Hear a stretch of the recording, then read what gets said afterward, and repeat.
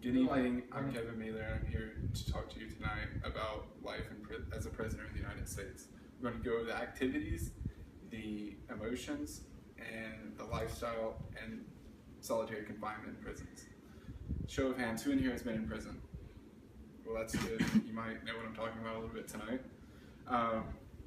Did you know that The Economist did a chart to find out how many people were in the United States were locked up in prison, and it ended up being around 2.4 million. They also the United States spends around $200 billion a year to annually upkeep the prisons and to take care of the prisoners. Now, let me talk to you a little bit about the life of the prisoners. Now, not every prisoner's life is the exact same. They differentiate in between each one of them. But with an interview with Matthew Kluger, he talked about his experiences while he was in prison. He said that the prison is pretty much work. Everybody has to work. It doesn't always have to be an exact job, but as long as they're working, it's okay. They can be doing anything from being a cook, a janitor, to working the grounds, to taking out the trash. They also can spend the money that they earn. They don't just work for free. They can spend it in the store inside the prison to be able to buy shaving cream, shampoo, clothes, and an assortment of food. Now they can't wear the clothes inside. They have to wear them outside. They can only wear their uniforms inside. Kluger also talks about sending emails and being able to make phone calls while inside the prison. You can't make phone calls but over a certain amount of minutes each month. And you can send as many emails as you would like, but you have to pay for each email. Now, he also says the prisoners can be doing anything from exercising to working out to watching television or doing crossword puzzles in their free time.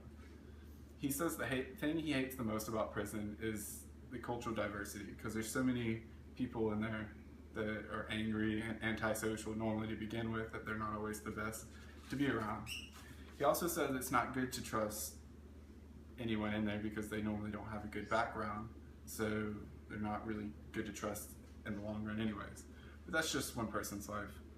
According to the Department of Corrections, Washington State, each cell normally has 2 beds, and they have a roommate, which is normally chose by age, gang affiliations, and medical concerns. And the inmates are placed into the jail based on the progress of their sentence or their behavior in the jail.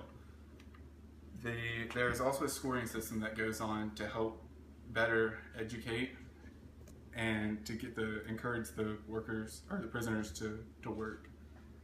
Kluger also touches on for a brief moment in his interview about the scoring system in prison.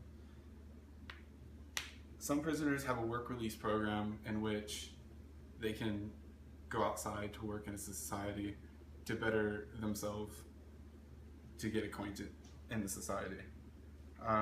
Michael Santos, who was in prison for over 20 years, he describes what his life is like now that he's out and what he's missed since he's been in prison. He says that the thing he's missed the most is the companionship with his wife. So many prisoners don't get to see their loved ones every single day, and except for a short amount of time, and they don't get to enjoy that time all the time. And a lot of prisoners feel guilt for not being there for their kids when they go to prison.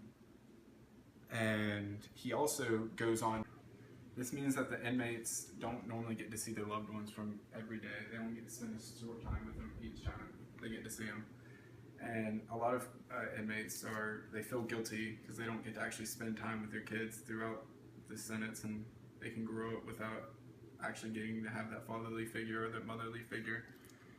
And Santos also described him when he got out that he could not drive, and he didn't know how to use updated technology like cell phones and new computers, which is terrible because every day inmates don't get to actually use their motor skills, and they lose that quality of them. And for example, if you got sentenced in 1985 and got let out yesterday, you wouldn't really know much about the technology, which puts you back in society a bit. Another thing that goes on in jail is solitary confinement, Most of the time, this isn't used. The segregation program is used, which usually just separates the prisoners from each other if they're not doing well with each other. But if solitary confinement is used, it's to isolate prisoners in a cell for a short period of time or up to a long period of time. All the time, solitary confinement is used to discipline for breaking the rules inside the jail. All of prison life in the United States is not what it's like. It's shown to be on TV and in movies. It's not a walk in the park, but it's definitely not just something you should take easy.